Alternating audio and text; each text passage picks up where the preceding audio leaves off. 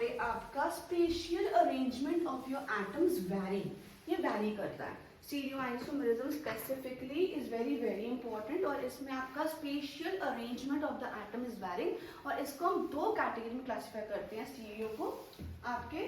One is your स्टीरियोआइसोमेरिज्म, और दो categories कौन सी होती है मेरे पास, एक हमारे पास होता है आपका ज्योमेट्रिकल और एक होता है मेरे पास optical. Geometrical and the other one is optical. So now in your geometrical isomerism हमारा जो कैटेगरी आता है वो है सिस ट्रांस आइसोमेरिज्म। अब सिस ट्रांस आइसोमेरिज्म ये होता क्यों है, ज्योमेट्रिकल आइसोमेरिज्म की डेफिनेशन क्या है? तो आपका कार्बन कार्बन डबल बॉन्ड जब आता है उसकी रिस्ट्रिक्टेड रोटेशन, कहते हैं कि वो पूरा रोटेट नहीं कर पाता है, उसकी रिस्ट्रिक्टेड रोटेशन की वजह से आपके पास दो कैटेगरीज आती हैं ज्योमेट्रिकल आइसोमेरिज्म में, that is your cis and trans. Cis and your trans. Geometrical isomerism हमारे, आई एम रिकैप्चुलेटिंग, हमारे वो स्ट्रक्चर, हमारे वो आइसोमेरिज्म्स होते हैं जिसमें आपका डबल बॉन्ड रिस्ट्रिक्शन की वजह से you have to cis and trans categories forming, और आपका डबल बॉन्ड सिस्टम के आसपास आपके ग्रुप्स अलग होने चाहिए। ओके, अब जो गलती बच्चे करते हैं आप वो भी देखिए।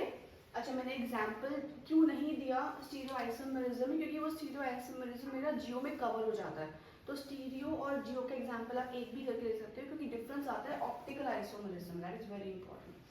अब यहाँ पे सिस का मतलब क्या होता है, आपके जो ग्रुप्स होते हैं, जो मैंने दो ग्रुप की बात करी वो हमारे होते हैं सेम साइड पर। मैं सेम साइड कह रही हूँ, मैं सेम कार्बन नहीं कह रही हूँ, मैं कह रही हूँ सेम साइड पर होते हैं, और आपका जो ट्रांस होता है उसमें ऑपोजिट साइड पर होते हैं। Have a look at it. अगर मैं यहाँ पे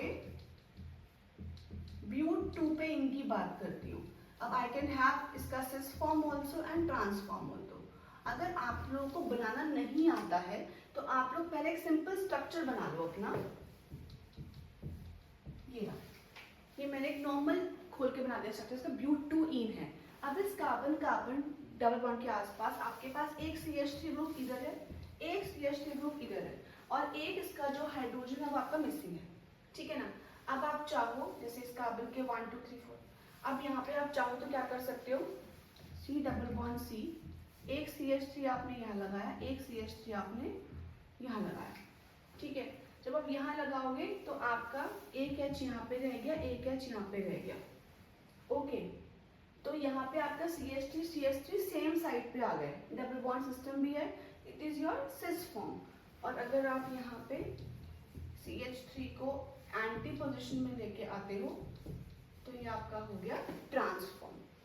बच्चे कंफ्यूज होते हैं, ये CH3 यहाँ लगा दो मुझे वो सिस बन गया, वो सिस नहीं होता है। सिस में आपके दो अलग ग्रुप्स अगर हैं तो वो सेम कार्बन पे नहीं होंगे, वो अलग कार्बन पे होंगे, लेकिन वो सेम डायरेक्शन में होंगे। जैसे ये ऊपर है तो ऊपर, नीचे है तो नीचे, और ट्रांस में आपके ऑपोजिट जाएंगे। ये हमारा क्या बनेगा, सिस 2 पे ब्यूटी,